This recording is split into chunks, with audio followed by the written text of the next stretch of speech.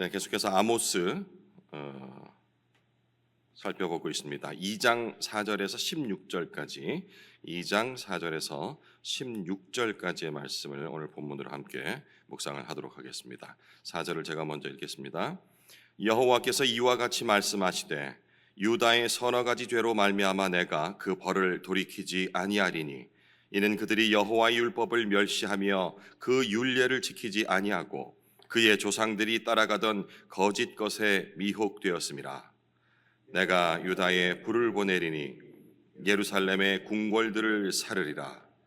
여호와께서 이와 같이 말씀하시되 이스라엘의 서너 가지 죄로 말미암아 내가 그 벌을 돌이키지 아니하리니 이는 그들이 은을 받고 의인을 팔며 신 한 켤레를 받고 가난한 자를 팔며 힘없는 자의 머리를 티끌 먼지 속에 발로 밟고 연약한 자의 길을 굽게 하며 아버지와 아들이 한 젊은 여인에게 다녀서 내 거룩한 이름을 더럽히며 모든 제단 옆에서 전당 잡은 옷 위에 누우며 그들의 신전에서 벌금으로 얻은 포도주를 마심이니라.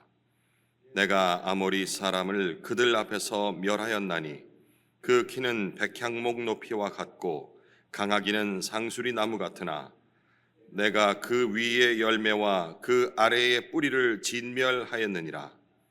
내가 너희를 애굽 땅에서 이끌어내어 40년 동안 광야에서 인도하고 아모리 사람의 땅을 너희가 차지하게 하였고 또 너희 아들 중에서 선지자를 너희 청년 중에서 나시린을 일으켰나니 이스라엘 자손들아 과연 그렇지 아니하냐.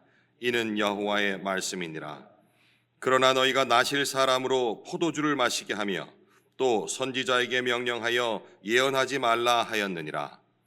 보라, 곡식단을 가득히 실은 수레가 흙을 누름같이 내가 너희를 누르리니 빨리 다름박질하는 자도 도망할 수 없으며 강한 자도 자기 힘을 낼 수 없으며 용사도 자기 목숨을 구할 수 없으며 활을 가진 자도 설 수 없으며 발이 빠른 자도 피할 수 없으며 말 타는 자도 자기 목숨을 구할 수 없고. 함께 읽겠습니다.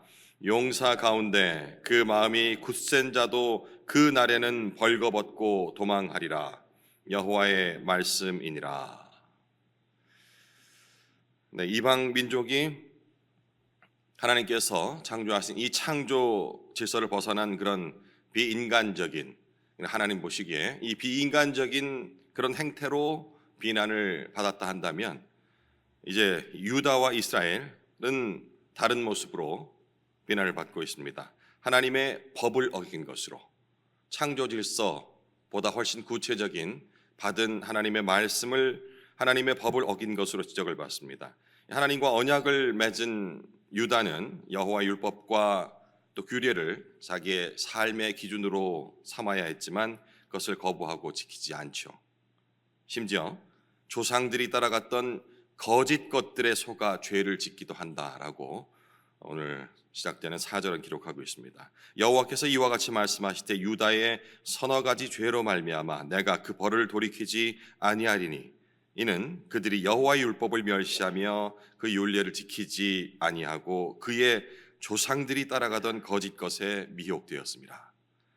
조상들이 따랐다라는 이 표현은 거짓된 것들, 그러니까 우상을 쫓았다라는 얘기가 되겠죠. 그 우상하면 우리가 1차적으로 생각하는 그런 종교적 영역에서 하나님 대신 섬기는 그런 금송아지가 됐건 이런 그 우상들을 생각할 수 있는데 지금 이 아모스가 기록된 시대적 그런 정치적인 그런 상황들을 살펴본다 한다면은 이들이 의지했던 금송아지가 아닌 군사적, 정치적 혹은 경제적인 부분까지 의지하고 있는 이것까지 다 포함해서 우상이라 지칭한다라고 확장해서 생각을 해볼 수가 있겠습니다.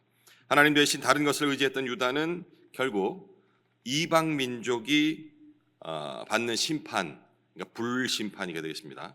불심판을 받게 되죠. 5절, 내가 유다에 불을 보내리니 예루살렘의 궁궐들을 사르리라. 유다가 받은 그런 신탁은 어떤 의미에서 생각할 수 있냐 한다면 이방 민족은 이 불심판을 받게 되잖아요. 그런데 이제 이스라엘은 하나님 믿는 민족이에요. 이들은 어떤 이유로 심판을 받게 된다면은 하나님의 법을 지키지 않은 그런 이유로 벌을 받게 되죠. 그러니까 유다는 그 중간 다리를 좀 잇는 그런 역할이라 생각할 수 있겠어요. 그런 신탁의 형식과 심판의 내용은 이방인들처럼 불심판을 받게 되는 거죠. 근데 그 내용은 보편적인 창조 질서를 어긴 것 때문에 받는 것이 아니고 하나님께서 구체적으로 주신 그런 하나님의 법을 어긴 것 때문에 이방인들이 받는 형식을 띈다라는 차원에서 그 중간 정도의 그런 느낌을 받을 수가 있겠습니다. 이어지는 6절에서 8절까지는 심판을 피할 수 없는 이스라엘의 죄에 대해서 언급을 하고 있습니다. 여기서 주목할 것은 이 아모스서 전체를 통해서 특정 숫자가 강조되는 걸 좀 느낄 수 있어요. 7이라는 숫자가 계속해서 강조가 되고 있는데요. 이방 민족은 뭐 한두 가지 그런 죄 때문에 질타를 받게 되는데 이스라엘의 죄는 7가지로 구체적으로 제시가 되고 있는 것이죠. 7가지가 이제 그 6절에서 8절까지 한 절 한 절 다 기록되어 있는데 이들이 그 7가지 그 죄는 사회적 그런 약자들, 당시에 있던 사회적 약자라면은 다들 알고 계시죠? 고아와 과부, 나그네 뭐 이런 식의 그들을 통칭하는 말이 되겠습니다. 죄 없는 자, 또 가난한 자, 힘이 없는 자, 그리고 연약한 자로 대표되는 그런 사회적 약자들에게 행해지던 그런 죄들이 7가지 죄로 열거가 되고 있습니다. 어제 목사님께서 말씀을 하셨죠. 이 지금 이 아모스서가 기록될 당시는 여로보암 2세가 통치하고 있던 그런 북왕국의 전성기 시대라고 말씀을 해주셨습니다. 동서고금을 막론하고 국가가 이렇게 굉장한 번영을 누리고 있을 때 아이러니하게도 그때 가장 큰 빈부격차가 발생을 합니다. 상식적으로 하면 나라가 부강하고 경제적으로 여유가 있다 한다면 모두가 잘 살아야 되는데 실상은 그렇지가 않은 거죠.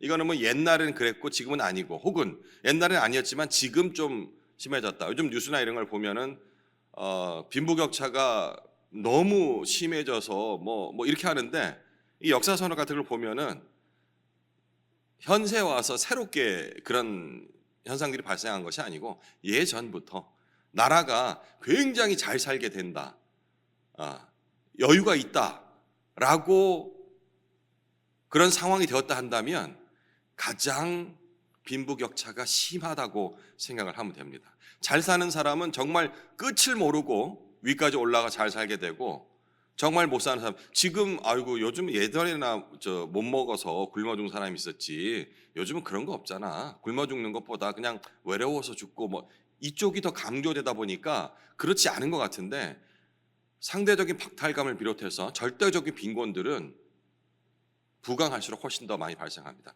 이 시대가 지금 그랬다고 그래요. 여로보암 2세라 한다면 정말로 부강한 그런 나라를 갖고 있었는데, 지금 여기서 7가지의 죄가 열거되는데, 이 죄는 어떤 죄냐면 잘 사는 사람들이 못 사는 사람들, 소외된 사람들을 일종의 괴롭히고 착취하는 그런 내용들이 지금 기록이 되어 있는 거예요. 구체적으로 한번 볼까요? 그들이라 한다면 일종의 지도자 계층이고 많이 가진 사람들 얘기합니다. 그들은 형제를 종으로 부리지 말라던 여호와의 명령을 거부하고 신 한 켤레 값에, 얼마나 했는지 모르겠습니다만 가난한 사람을 파는 그런 비정함을 보입니다. 벌써 여기서 나오죠, 그죠? 잘 살았던데, 정말 풍족했는데 그렇지 못한 소외된 자를 신발 한 켤레, 뭐 비쌀 수도 있겠습니다. 정확한 가격은 모르겠습니다만 사람의 목숨을 그런 것과 비교할 수가 없잖아요. 더군다나 같은 민족, 형제를 종으로 부리지 말라고 했던 하나님의 법을 어기는 것입니다. 그리고 뇌물을 받고 불의한 재판을 했고 힘없는 자들을 짓밟고 연약한 자들의 길을 굽게 했다라고 기록을 합니다. 이어서 그런 성적인 폭력, 그런 장면도 묘사를 하는데요. 아버지가 아들과 아버지가 한 젊은 여자를 동시에 취하는 행동을 서슴지 않고 있다고 합니다. 한 젊은 여자라 하니까 그냥 쉽게 생각한다면은 그걸 업으로 하는 창녀를 이렇게 생각할 수 있겠습니다만, 이 몸무게 흐름상으로 본다 한다면, 그리고 시대적 상황을 본다 한다면, 이 약자들의 개념으로 본다 한다면, 그런 직업 여성이라기보다는 정말 가진 것이 없어서 자신의 몸을 팔아서 생계를 유지해야 하는 그런 젊은 여인을 부자인 아버지와 부자인 아들이 동시에 취하는 그런 경제적 어려움을 해결하고자 어쩔 수 없이 자신의 몸을 팔고자 나온, 어찌 보면 같은 민족이죠. 그 사람을 동시에 취하는 이런 모습입니다. 또 저당 잡힌 옷, 요즘은 전당포가인지 모르겠는데 전당포 같은 거 들어보셨죠? 예, 가진 게 없어서, 여기도 마찬가지입니다. 전당포에 맡기고 얼마를 빌려서 그걸로 생계를 유지를 하고 다시 그걸 찾아오겠다는데 대부분 전당포에 맡긴 물건은 찾지를 못하잖아요. 여기 저당 잡힌 옷 위에 누워서 잠을 잔다고 되어 있습니다. 그리고 벌금으로 받은 포도주를 신전에서 마시고 있습니다. 이 가난한 이들의 이 겉옷이라는 것이 어떤 것인 줄 아시지 않습니까? 그죠? 일교차가 큰 곳에서 그 옷이라는 것은 어찌 보면 저녁이 되면은 이불과도 같고 집과도 같은 그런 것인데, 그거를 저당을 잡혀서 끼니를 해결하고자 했던 그 끼니와 맞바꾼 그 가난한 자의 옷을 밑에 이불로 삼았을까요? 차가우니까 거기에 깔아놓고는 그 위에서 잠을 잔답니다. 그리고 그 가난한 자들이 냈던 이 포도주를 가지고 신전 안에서 마시고 있는 모습을 고발을 하고 있습니다. 이들이 이제 신전을 출입하면서 어찌 보면은 제의를 이후에도 많이 나옵니다만은 정말로 열심히 지킨 거예요. 심지어는 사장 후반부에 가보면은 이런 것까지 나와요. 3일에 한 번씩 11조를 낼 정도로, 그러니까 그들은 하나님을 섬기는 행위에 굉장히 열심이었던 겁니다. 그런데 이 아이러니하게도 지금 이 상황은 가난한 사람들이 저당 잡힌 그 옷을 가지고, 그들이 벌금으로 낸 포도주를 가지고 그 행위들을 하는 거예요. 신전 안에서 하나님을 섬기는 행위들을 하고 있다라는 것. 그들은 전혀 거리낌도 없었고, 그것으로 인하여서 그들이 자신은 정말 하나님 앞에서 글쎄요, 하나님 앞이라고 생각했을까요? 그냥 막연한 신이라고 생각했을까요? 어쨌든 그들이 옳다고 여기온 그런 종교 활동들을 가난한 자들의 것을 가지고 하고 있는 것입니다. 거짓된 행동이죠. 그저 자기 만족에 끝나는 그런 행동이 되겠습니다. 9절에서 12절은 하나님의 은혜와 이스라엘 반역에 대해서 얘기를 하는데요. 특별히 9절과 10절은 하나님께서 이스라엘에게 행했던 그런 과거의 행적들을 강조를 하시면서 말씀을 하십니다. 아모리 족속 대신 이스라엘을 그 땅에 머물게 했던 사실을 먼저 얘기를 하죠. 아모리 사람은 여기도 묘사가 되어 있습니다마는 가나안 7족속의 하나로 여기는 백향목과 상수리 나무와 비교를 하고 있습니다. 그러니까 일단 우리가 가시적으로 한번 생각을 해본다면 그냥 우리 평범한 사람들보다 훨씬 덩치도 크고 힘도 센 그런 민족이 되겠습니다. 그래서 출애굽 당시에 이 백성들은 감히 공격할 만한 그런 의지를 상실할 정도로 아주 강한 민족이었죠. 하지만 여호와 하나님께서 이 아모리 족속을 완전히 멸하시고 출애굽한 백성들을 그 땅에 머물게 하셨다라는 부분을 서술을 하고 있는 것이죠. 자, 11절과 12절을 제가 읽겠습니다. 또 너희 아들 중에서 선지자를 너희 청년 중에서 나실인을 일으켰나니 이스라엘 자손들아 과연 그렇지 아니하냐. 이는 여호와의 말씀이니라. 상기시키는 거예요. 너희들도 다 알고 있다시피 아들 중에, 너희 아들 중에, 외부가 아니고 너희 아들 중에 선지자를 삼았고 또 너희 청년들 중에서 나실인을 세웠다. 하지만 그러나 너희가 나실 사람으로 포도주를 마시게 하며 또 선지자에게 명령하여 예언하지 말라 하였느니라. 저는 이제 11절 12절을 어쩌니 읽으면서 단 한치의 망설임도 없이 딱 지금 어떤 상황이 떠올랐냐니까 우리 그 교회 학교 있죠? 주일학교, 예전에 주일학교로 했고 이 상황이 딱 떠오르더라고요. 우리 유아부 담당하시는 개봉당 자매님 나와 계신데 얼마나 열심히 가르칩니까? 주일에 교회에 오면은 이 이른바 교회 학교 가르침을 통해서 하나님 말씀을 이렇게 열심히 가르치거든요. 그들이 말씀 안에서 바로 자라기를 바라는 그런 마음에서 열심히 가르칩니다. 근데 열심히 가르쳐서 집에 돌려보내놓으면은 집에서는 엉뚱한 걸 가르쳐요. 세상 살아가는 법, 세상에서 어떻게 해야지 살아남고 어떻게 해야 손해보지 않으며 뭐 이런 것들. 물론 자 하나님 말씀 필요 없고 이렇게 하지는 않지만 그것도 중요한데 그래도 이걸 알아야 이 세상에서 잘 살아갈 수 있단다. 나아가서 세상에서 잘 살아가야지. 그래야지 하나님 섬기는 일에도 또 교회를 더 유익하게 할 수 있는 것이고 이름을 드높여야지 사람들이 우리를 볼 적에 정말 예수 믿는 사람은 잘 살지 않겠어? 라는 뭐 온갖 말들로서 명분을 갖다 붙이면서 세상에 살아가는 법을 가르쳐요. 어찌 보면 우리가 이 말씀을 묵상하고 공부해 보면 느끼지 않습니까?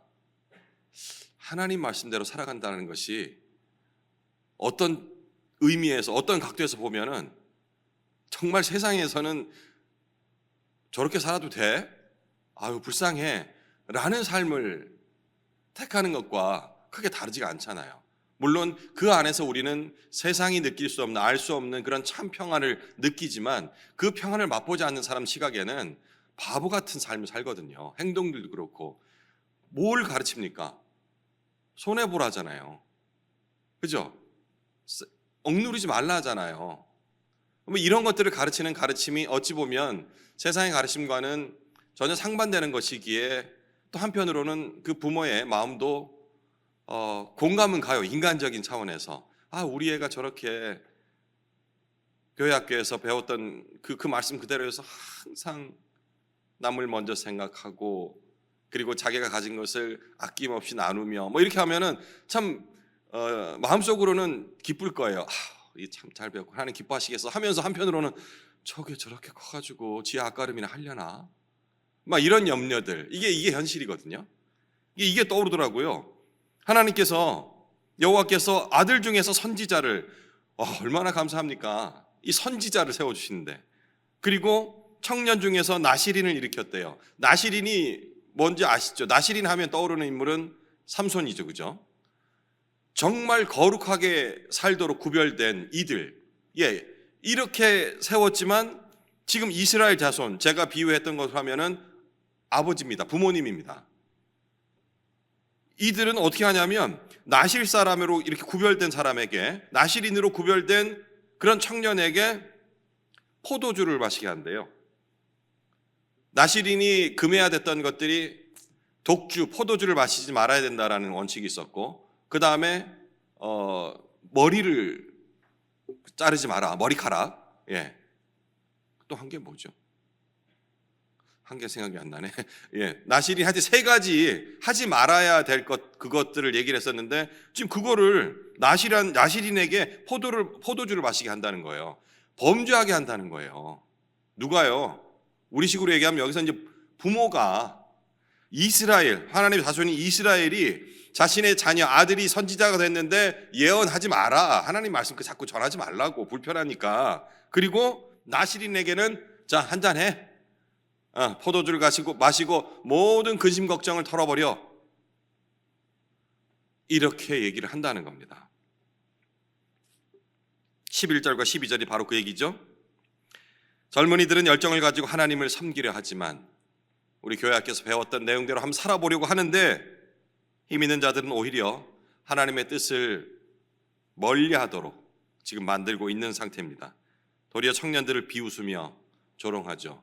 네가 그렇게 하나님 앞에서 잘 산다 하지만 지금 네 꼴을 봐. 네 앞가림 제대로 못하면서 무슨 세상 사람들이 하는 얘기거든요. 그들이 얘기한다면 전혀 이상할 게 없죠. 근데 여기는 그게 아니에요. 세상 사람 이방인들이 얘기하는 게 아니고 이스라엘 사람들이 지금식으로 얘기하면 예수를 먼저 믿었다는 우리 부모님 세대가 열심히 살려고 하는, 말씀대로 살려고 하는 그 젊은이들에게 쓰잘데없는 짓 하지 말라고, 유난 떨지 말라고 얘기를 하는 겁니다. 그 부분을 지금 비판하는 거예요. 그런 그들에게 이 말 하나님의 심판을 선언합니다. 13절에서 16절은요. 아모스는 특별히 그렇게 이제 열심히 살고 잘 살고 있다라고 생각하는 사람들을 또 이렇게 숫자 7에 이제 이분은 7을 너무 좋아하시는지 아니면 이제 완벽한 숫자라서 그렇게 그걸 맞추기 위해서 비유를 드신 건지 7가지 뛰어난 각자의 영역에서 뛰어난 재능을 가진 7종류의 사람들을 열거를 합니다. 빨리 달리는 자, 강한 자, 용사, 활을 잡은 자, 발이 빠른 자, 말을 타는 자, 용사들 중에 마음이 굳센 자. 이게 7이네요. 그죠? 전쟁에 아주 유리한 이들이죠. 하지만 제 아무리 날쌔고 용기 있는 자라 해도 심판을 피할 수 없다라는 것을 얘기합니다. 심판 선언이 14절에 멸망하다라고 시작되는 점, 이게 바로 이제 철저한 심판, 멸망이라는 것은 아무것도 남지 않는 거니까요. 철저한 심판을 예고한다라고 생각할 수 있겠죠. 심판이 보류되는 일은 없을 것이라고 얘기합니다. 하나님께서 정하신 그날 바로 이스라엘은 그들이 행한 대로 보응을 받고 심판을 받을 것이다 라고 마무리를 하고 있습니다. 앞서 제가 기도할 적에도 은혜라는 부분, 이 단어를 들어서 말씀을 들었었는데 이 은혜와 심판이라는 것, 오늘 아침 한번 생각을 해봤으면 좋겠습니다. 보통 은혜라 한다면 우리의 죄가 깨끗이 씻어지고 그리고 이제 그런 억눌림으로부터 없어지는 것, 이런 것들을 보편적으로 은혜라고 생각을 하는데 이 은혜라는 것은 그렇게 생각하다 보면은 잘못 오해될 수가 있다라고 생각을 해요. 은혜라는 것은 그런 하나님의 사랑의 능력 자체를 은혜라고 하는 것이지 우리의 처한 환경이나 변화되는 그리고 누려지는 편리들, 이런 것들이 은혜가 아니라는 점을 또 한번 생각해야 합니다. 그걸 더 확장해 생각해 본다면 어쩌면 심판이라는 것은 잘못된 것을 바로잡기 위한 최종적인 액션이 되지 않겠습니까? 그렇게 친다 한다면, 그런 관점에서 본다면 역설적이게도 심판도 우리에게 은혜가 될 수 있다라는 그것입니다. 예루살렘 성이 왜 무너졌는지, 우리는 끝이다 라는 관점이 아닌, 지금 더 이상의 선한 것이 없고 하나님이 더 이상 계시지 않는 그 성전, 그것이 바로 성전 불패의 그런 신앙. 성전이 있으면 우리는 잘 살 수 있을 것이야, 절대로 멸망하지 않을 것이야 라는 잘못된 신앙이 올바른 신앙으로 바뀌어지는 것이 은혜가 아니겠습니까? 그러면 그 은혜가 임하려면 무엇이 전제가 되어야 됩니까? 예루살렘 성이 무너져야 하는 겁니다. 이 관점으로 본다면 우리에게 닥칠 그리고 이미 닥쳤던 이 고난들은 어찌 보면 하나님 앞에 바른 하나님의 자녀로 살게 하기 위하신 하나님의 사랑의 능력, 결국 은혜일 수 있다라는 그런 점이 아닐까 싶습니다. 하나님은 무거운 수레가 흙을 누르는 처럼 무겁고 엄중한 심판으로 징벌하시겠다고 선언을 합니다. 이것이 바로 은혜가 될 수 있음을 이 아침 깨달았으면 좋겠습니다. 혹은 하나님의 심판을 한 번도 경험하지 않았다, 어려운 환경이 처해보지 않았다라는 것이 우리 가정은 참으로 하나님께서 보호하셔서 은혜 가운데 살고 있다라는 그러한 기도가 아닌, 마땅히 받아야 할 그 심판이 연기됐다 해서, 혹은 그냥 지나간 것처럼 느껴진다, 묵인됐다라는 것이 절대 은혜가 아니라는 그런 생각들을 가지게 된다면, 우리가 무턱대고 우리 앞에 고난이 없다라는 것 그 자체만으로 은혜에 감사하는 기도를 드려서는 안 된다라는 그런 경종을 울리는 오늘의 말씀이 아닌가 싶습니다. 만약에 그러한 것이 없다 한다면 그때가 바로 회개하고 돌아올 기회를 우리에게 주고 계시다라는 것을, 이 사실을 깨달아야 하는 것입니다. 남은 시간 하나님께서 주실 은혜와 그리고 심판, 세상의 관점에서는 그 두 가지가 다른 것처럼 느껴질 수 있지만, 어쩌면 우리에게 있어서는 우리가 받는 고난과 심판이 또 다른 모습의 은혜가 될 수 있다라는 그런 생각들을 가지고 묵상을 이어가시면 좋겠습니다.